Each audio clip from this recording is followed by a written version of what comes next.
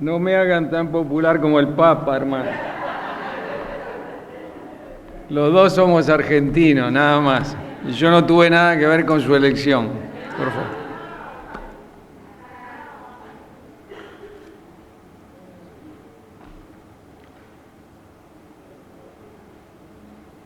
Bueno, está de más decir que siempre me agrada mucho volver a nuestra iglesia, que fue la que el Señor nos permitió pastorear por 4 años. Lo único que lamento es volver en estas circunstancias. Y en todo lo malo, lo bueno que pudo haber pasado en el último tiempo, tenemos la confianza, como dice la antigua canción, en las pruebas, en las luchas. ¿Qué dice? Ustedes la saben también a esa. En las pruebas, en las luchas, la iglesia sigue caminando. En las pruebas, en las luchas, solo se detiene para predicar. No se olviden, No se olviden, la iglesia sigue caminando.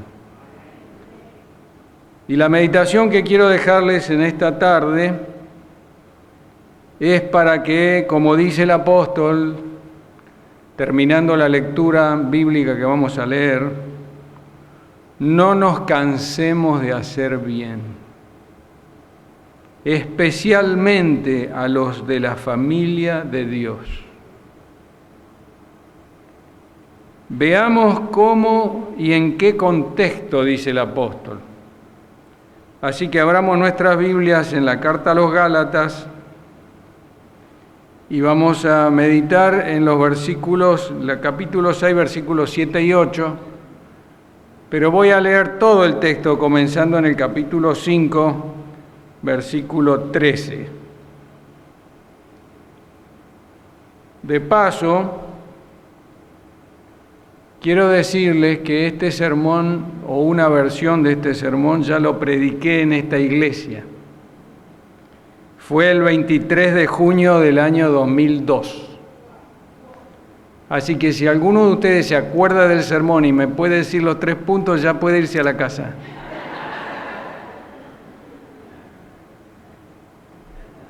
No se acuerdan, ¡Qué memoria! Solamente hace 12 años que lo prediqué y ya se olvidaron. Gálatas capítulo 5, versículo 3. Porque vosotros, hermanos, a libertad fuisteis llamados, solamente que no uséis la libertad como ocasión para la carne, sino servíos por amor los unos a los otros. Porque toda la ley en esta sola palabra se cumple: amarás a tu prójimo como a ti mismo. Pero si os mordéis y os coméis los unos a los otros, mirad también que no os consumáis unos a otros. Digo pues, andad en el Espíritu, y no satisfagáis los deseos de la carne, porque el deseo de la carne es contra el Espíritu, y el del Espíritu contra la carne, y estos se oponen entre sí para que no hagáis lo que quisierais. Pero si sois guiados por el Espíritu, no estáis bajo la ley. Y manifiestas son las obras de la carne, que son adulterio, fornicación, inmundicia, lascivia, idolatría, hechicerías, enemistades, pleitos, celos, iras, contiendas, disensiones, herejías, envidias, homicidios, borracheras, orgías y cosas semejantes a estas, acerca de las cuales os amonesto, como ya os lo he dicho antes, que los que practican tales cosas no heredarán el reino de Dios. Mas el fruto del Espíritu es amor, gozo, paz, paciencia, benignidad, bondad, fe, mansedumbre, templanza. Contra tales cosas no hay ley. Pero los que son de Cristo han crucificado la carne con sus pasiones y deseos. Si vivimos por el Espíritu, andemos también por el Espíritu. No nos hagamos vanagloriosos, irritándonos unos a otros, envidiándonos unos a otros. Hermanos, si alguno fuere sorprendido en alguna falta, vosotros que sois espirituales, restauradle con espíritu de mansedumbre, considerándote a ti mismo, no sea que tú también seas tentado. Sobrellevad cada uno los unos las cargas de los otros y cumplid así la ley de Cristo. Porque el que se cree ser algo no siendo nada, a sí mismo se engaña. Así que cada uno someta a prueba su propia obra, y entonces tendrá motivo de gloriarse solo respecto de sí mismo y no en otro. Porque cada uno llevará su propia carga. El que es enseñado en la palabra, haga partícipe de toda cosa buena al que lo instruye. No os engañéis, Dios no puede ser burlado, porque todo lo que el hombre sembrare, eso también segará. Porque el que siembra para su carne, de la carne segará corrupción, pero el que siembra para el Espíritu, del Espíritu segará vida eterna. No nos cansemos, pues, de hacer el bien, porque a su tiempo segaremos si no desmayamos. Así que según tengamos oportunidad, hagamos bien a todos y mayormente a los de la familia de la fe. Una vez más estos versículos 7 y 8. No os engañéis, Dios no puede ser burlado, porque todo lo que el hombre sembrare, eso también segará. El que siembra para su carne, de la carne segará corrupción, pero el que siembra para el Espíritu, del Espíritu segará vida eterna. Hermanos, el mundo que Dios nos dio para vivir está gobernado por leyes universales. Son leyes físicas y son leyes espirituales. Todas ellas se cumplen inexorablemente. La ley de la gravedad, por ejemplo, se cumple inexorablemente. Hemos escuchado que alguna vez un chico imitando a Superman o a Batman se tiró trágicamente desde un 5º piso, atada en su cuello una manta, como en la película. ¿Y qué pasó con el muchacho? La ley de la gravedad funcionó inexorablemente y se mató. También las leyes espirituales se cumplen inexorablemente. Algunos piensan que las leyes morales y espirituales no funcionan porque nadie ve el reino moral o espiritual así como se ve el reino físico, las cosas físicas. Sin embargo, las leyes morales y las leyes espirituales que Dios puso sobre nuestro mundo se cumplen inexorablemente, tanto en lo físico como en lo moral y en lo espiritual. Por eso una ley que funciona tanto en lo físico como en lo moral y espiritual es la ley de la siembra y la cosecha. Se siembra lo que se cosecha, o al revés, se cosecha lo que se siembra. Si usted siembra papas, no espere recoger tomates. Si usted siembra perejil, no espere recoger alcaucil. Usted va a recoger lo que usted siembre. y también en lo espiritual funciona su ley. Jesús, advirtiendo a los discípulos sobre los falsos profetas y los falsos maestros que vendrían a la comunidad de fe después de su salida, dijo: por sus frutos los conoceréis. ¿Acaso se recogen uvas de los espinos o higos de los abrojos? Así también todo árbol sano da buenos frutos, pero el árbol podrido da malos frutos. El árbol sano no puede dar malos frutos, ni tampoco el árbol podrido puede dar buenos frutos. Así que por sus frutos los conoceréis. Hay una ley dada por Dios, ley que funciona en el reino físico, moral y espiritual. Es la ley de la siembra y la cosecha. Se siembra lo que se cosecha lo que se siembra, ni más ni menos. Por eso el apóstol dice: Dios no puede ser burlado. Todo lo que un hombre sembrare, eso también segará. Y entonces el apóstol nos da dos opciones. La opción es sembrar para la carne o sembrar para el espíritu. Hay quienes siembran para la carne, dice el apóstol, y de la carne van a cosechar corrupción. Y hay quienes siembran para el espíritu, dice el apóstol, y los que siembren para el espíritu van a cosechar vida eterna. Por eso la pregunta que nos toca a nosotros no es tanto sobre lo que se cosecha, sino sobre lo que se siembra. ¿Qué es lo que estamos sembrando? El apóstol dice que cada uno debe mirarse a sí mismo. No hay que mirar al otro y decir: a ver, ¿qué está sembrando aquel? ¿Ve? Aquel anda sembrando cizaña. El apóstol dice: cada uno tiene que mirarse a sí mismo. ¿Qué es lo que uno está sembrando? La cosecha no es instantánea, tarda un tiempo.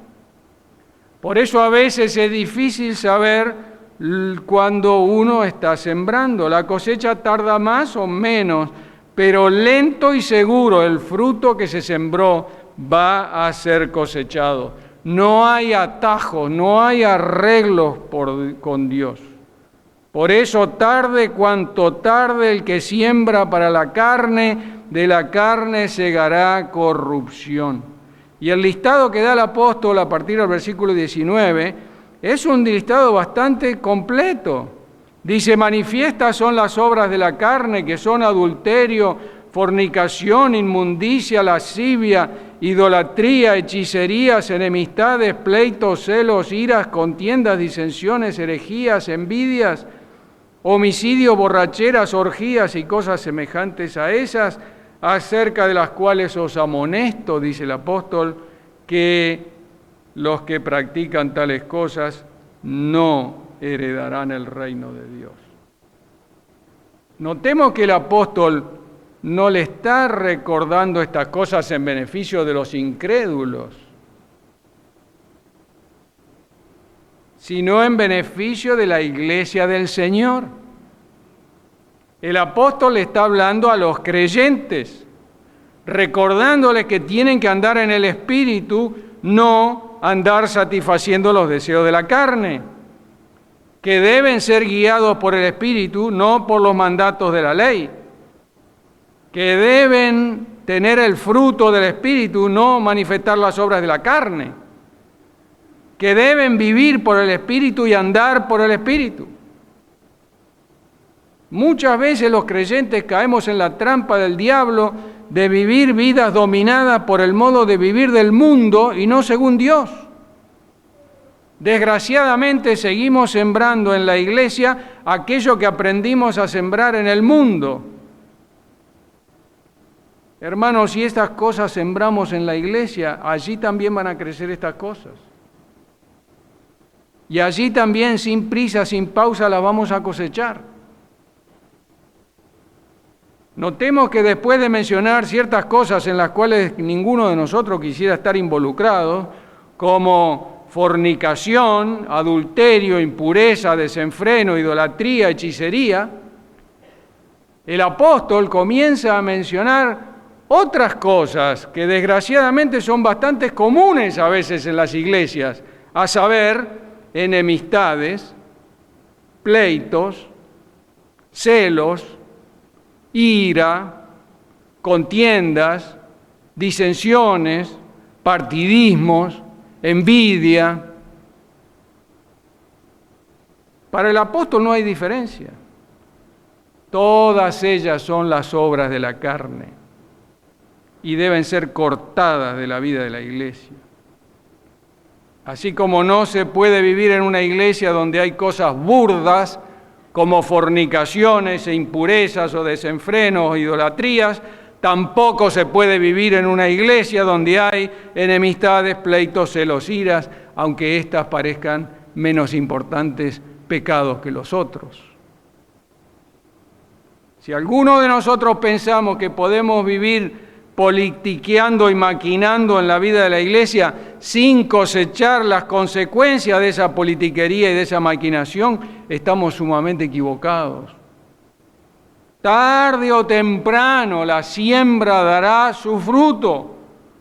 Va a ser un fruto amargo, va a ser un fruto indigno del Evangelio de Jesucristo, pero va a ser el fruto de lo que sembramos. Esa fue la experiencia del malvado Amán, según se nos relata en el tan poco leído y conocido libro de Esther. Ve, alguien lo leyó, por favor. Yo le decía a mi esposa, ¿qué hago? ¿Cuento la historia o no cuento? Porque es larga. Y decidí contarla porque no les voy a hacer pasar vergüenza, pero yo me imagino que muchos de ustedes ya se la olvidaron. Esther era una jovencita judía de una familia que fue llevada a Babilonia y que no le fue permitida por Ciro volver a Jerusalén cuando los judíos volvieron. Por eso Esther tuvo que quedarse con su primo Mardoqueo en Babilonia, un primo que la había adoptado como hija al morir el padre y la madre de Esther.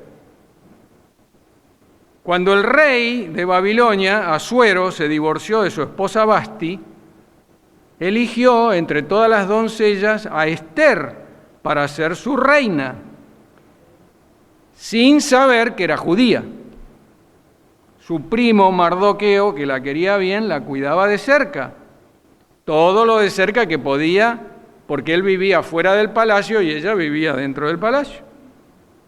Y ahí es donde aparece el otro personaje de la historia de Esther, un personaje siniestro, que se llama Amán. Amán era el primer ministro de Asuero en el momento en que Esther llegó a ser la esposa del rey.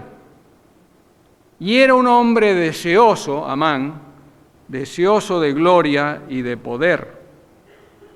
Poco después que Esther llegase a ser la reina, sin que Amán o el rey supiesen que ella era judía, Amán consiguió del rey un permiso especial para matar y extirpar a todos los judíos en el territorio persa. Y eso lo hizo el malvado en retribución al comportamiento de Mardoqueo, el tío de Esther. ¿Qué había hecho Mardoqueo que lo puso tan mal a Amán?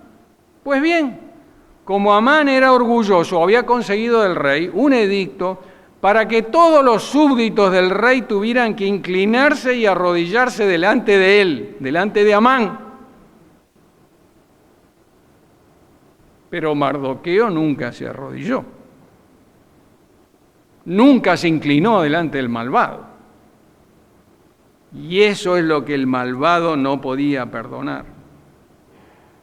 A Amán le rechinaban los dientes porque Mardoqueo nunca se inclinó delante de él. Amán era agagita, dice el texto, o amalecita, hijo de un pueblo que odiaba a los judíos y que siempre le hizo la guerra. Y ese malvado quiso tomar venganza sobre Mardoqueo por su ofensa de no haberse inclinado delante de él, pero también para que la venganza sea verdadera venganza, quiso tomar venganza contra todo el pueblo judío. Pero como dice Pablo, que Dios no puede ser burlado y Dios sabe cómo trastornar los caminos de los malvados, Mardoqueo envió un mensaje a la reina Ester para que interceda por los judíos, y Ester lo hizo, pero fijémonos cómo sucedieron los hechos.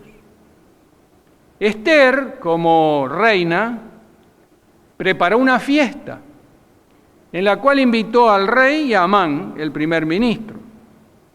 En medio de la fiesta, como es normal, era normal en aquel tiempo, el rey le decía a la reina: ¿cuál es tu petición y te será otorgada? ¿Cuál es tu demanda? Hasta la mitad de mi reino te será concedida.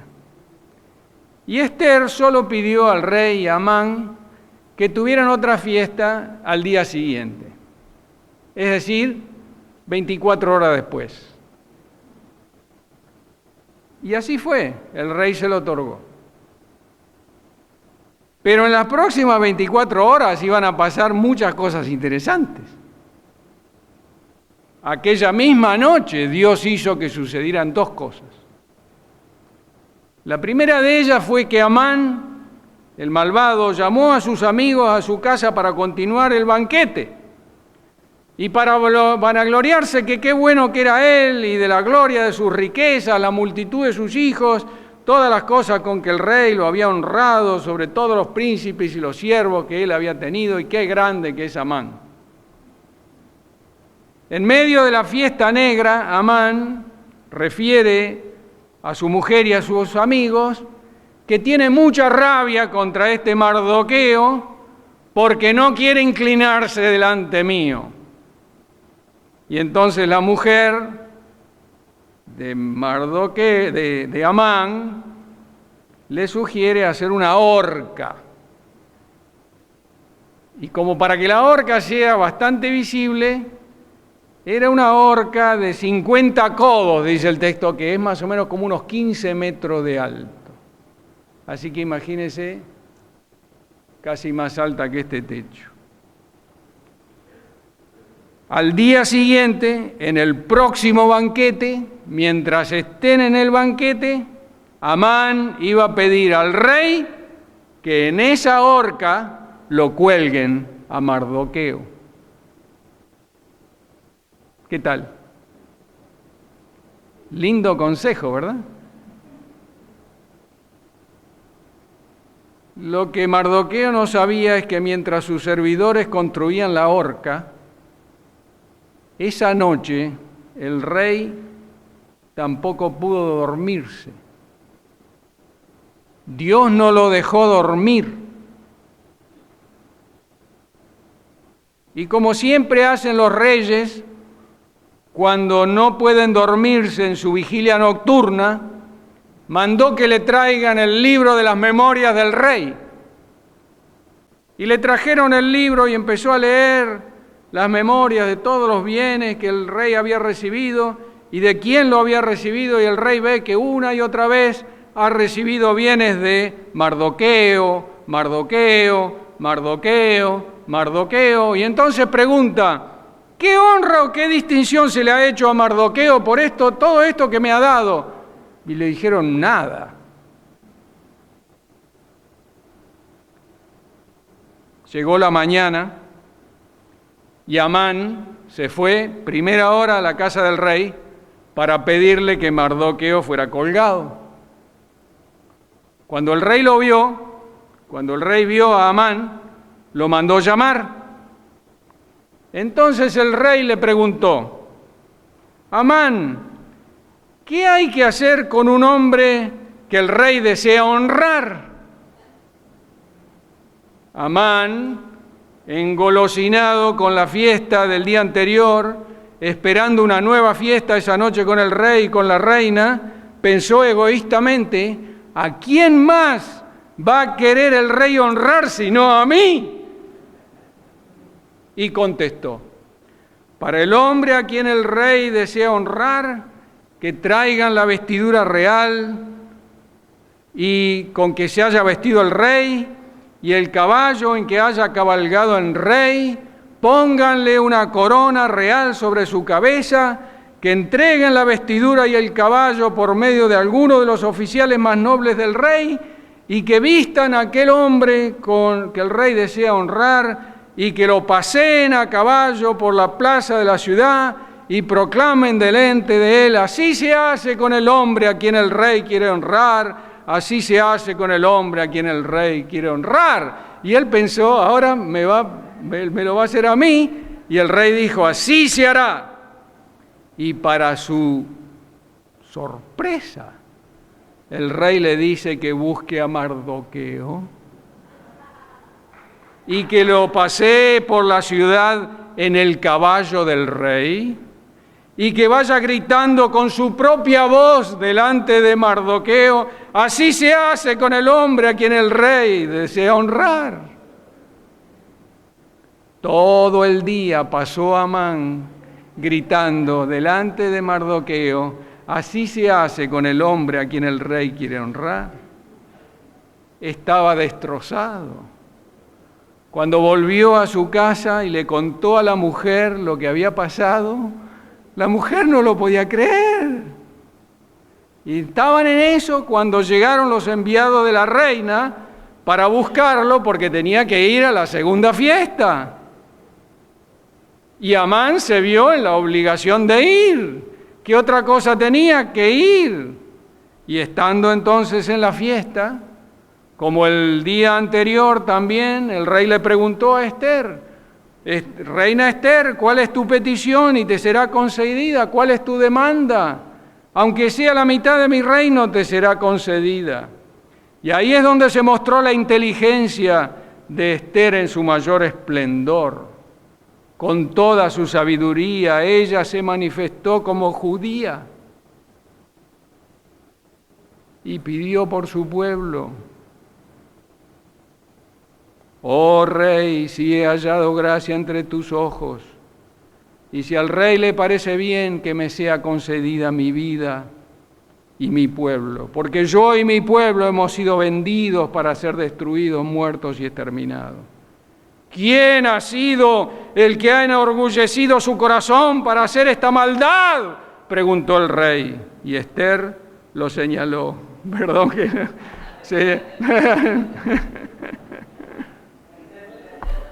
Este que está acá. El rey se enfureció. Amán comenzó a suplicar por su vida, a llorar.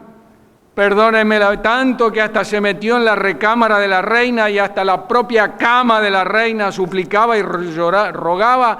Cuando en eso entró el rey, y al sorprenderlo en la cama le dijo: ¿qué? ¿También querés violar a la reina en mi propia casa? Y mandó matarlo. Entonces uno de los servidores del rey se acordó que había una horca de 15 metros que él había preparado para Mardoqueo. Y dice el texto que el rey mandó ahorcar a Amán en su propia horca. Hermano, si esta historia te dice algo, piénsalo. Amán tuvo que cosechar su siembra. Y les he contado esta larga historia porque creo que debemos tener mucho cuidado si andamos construyendo horcas, porque las construimos para los otros, pero los que terminamos ahorcados en esas horcas somos nosotros mismos. Así dijo Jesús: no juzguéis para que no seáis juzgados, porque con el juicio con que juzgáis seréis juzgados, y con la medida con que medís se os volverá a medir. Por eso la advertencia del Señor es fuerte. El que siembra para la carne, de la carne cosechará corrupción. Pero hermanos, gracias a Dios el texto tiene una segunda parte.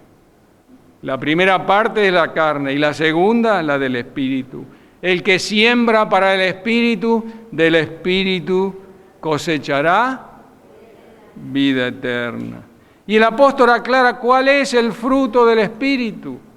El fruto del Espíritu es amor, es gozo, es paz, paciencia, benignidad, bondad, fe, mansedumbre, templanza. Ese es el fruto del Espíritu. Eso es lo que se siembra y lo que se cosecha ahí donde está el Espíritu de Dios. Donde está el Espíritu de Dios hay amor, donde está el Espíritu de Dios hay gozo, donde está el Espíritu de Dios hay paz, donde está el Espíritu de Dios hay paciencia, benignidad, bondad, fe, mansedumbre, templanza. Por eso debiera cada uno de nosotros preguntarse, ¿es eso lo que yo estoy sembrando? ¿Es esa mi siembra? ¿Estoy sembrando amor? ¿Estoy sembrando gozo? Aún en medio de las dificultades, ¿estoy sembrando paz? ¿Estoy sembrando paciencia? ¿Estoy sembrando benignidad, bondad? ¿Estoy sembrando fe? ¿Estoy sembrando mansedumbre, templanza? ¿Qué es lo que estoy sembrando? Porque, hermano, la ley se cumple. Lo que tú siembres vas a cosechar. Tú quieres una iglesia en paz, siembra paz. Tú quieres una iglesia con paciencia, siembra paciencia. Tú quieres una iglesia que tenga fe, siembra fe. Tú quieres una iglesia que tenga mansedumbre, siembra mansedumbre. El apóstol no dice no solo cómo es el fruto del Espíritu, sino cuáles son lo que vas a cosechar. Y en el capítulo 6 también nos dice de qué manera concreta se siembra el fruto del Espíritu. Y fíjense lo que dice el apóstol: sobrellevad los unos las cargas de los otros. Esta es para el apóstol una responsabilidad de los que ya somos maduros en Cristo Jesús. Él lo dice claramente: ustedes que son espirituales, restauradle.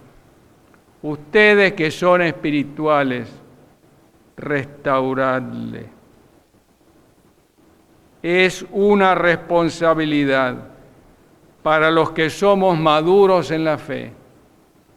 Comprender al hermano o a la hermana más débil, aceptarlo, recibirlo, comprenderlo, restaurarlo. Esas son las cargas que los otros nos imponen en la vida de la iglesia y que nosotros que somos más maduros en Cristo tenemos que aceptar, comprender y restaurar.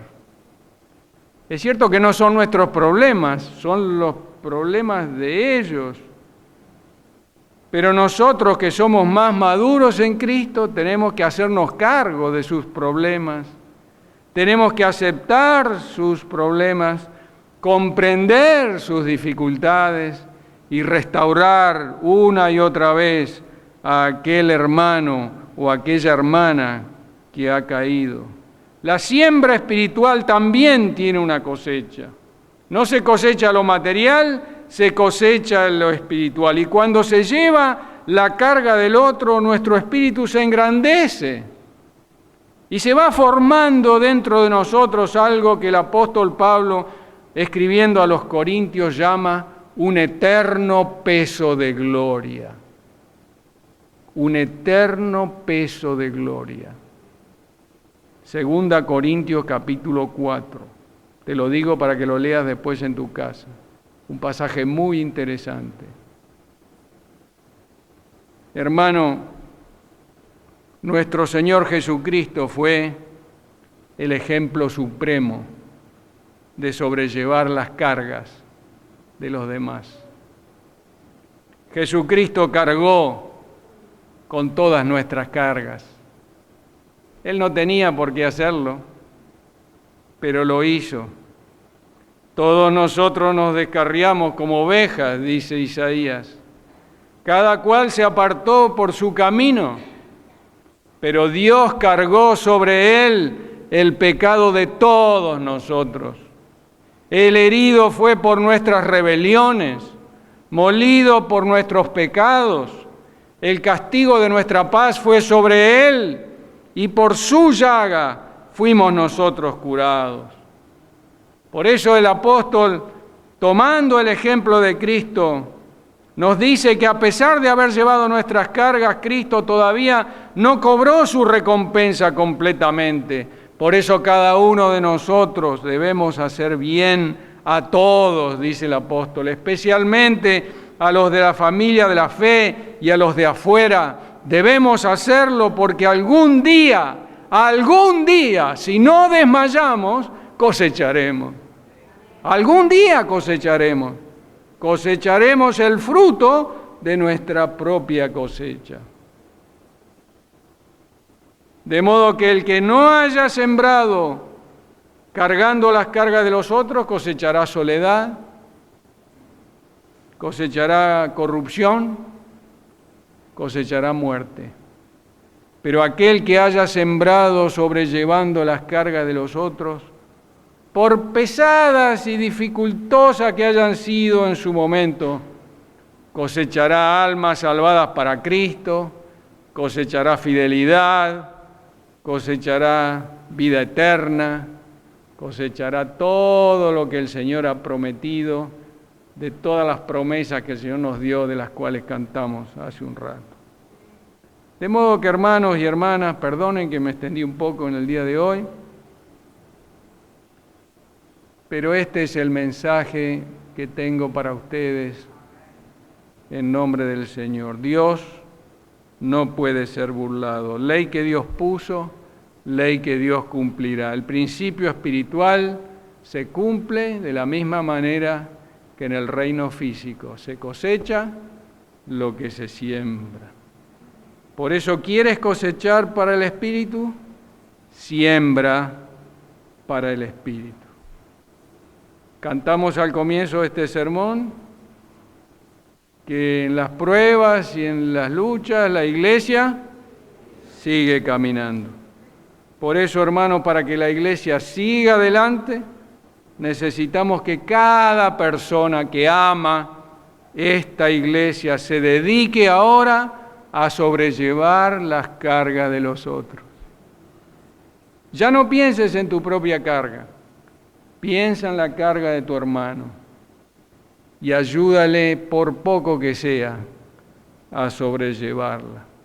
Necesitamos estar los unos por los otros, no los unos contra los otros. Necesitamos todos mirar juntos hacia adelante y ver el precioso fruto que vamos a cosechar, que el Señor ha prometido, si nosotros podemos hacer nuestra pequeña parte. Quisiera concluir mi meditación recordando la preciosa oración de San Francisco de Asís. Señor, haz de mí un instrumento de tu paz, que allí donde haya odio ponga yo amor, que allí donde haya ofensa ponga yo perdón, donde haya discordia ponga yo unión, donde haya error ponga yo verdad, donde haya duda ponga yo fe, donde haya desesperación ponga yo esperanza, donde haya tinieblas ponga yo luz, donde haya tristeza ponga yo alegría. Oh Maestro, que no busque yo tanto ser consolado como consolar, ser comprendido como comprender, ser amado como amar. Porque es dando como se recibe, olvidando como se encuentra, perdonando como se es perdonado, muriendo como se resucita a la vida eterna. Que Dios nos bendiga, hermanos, y que nos haga todos instrumentos de su paz. Amén.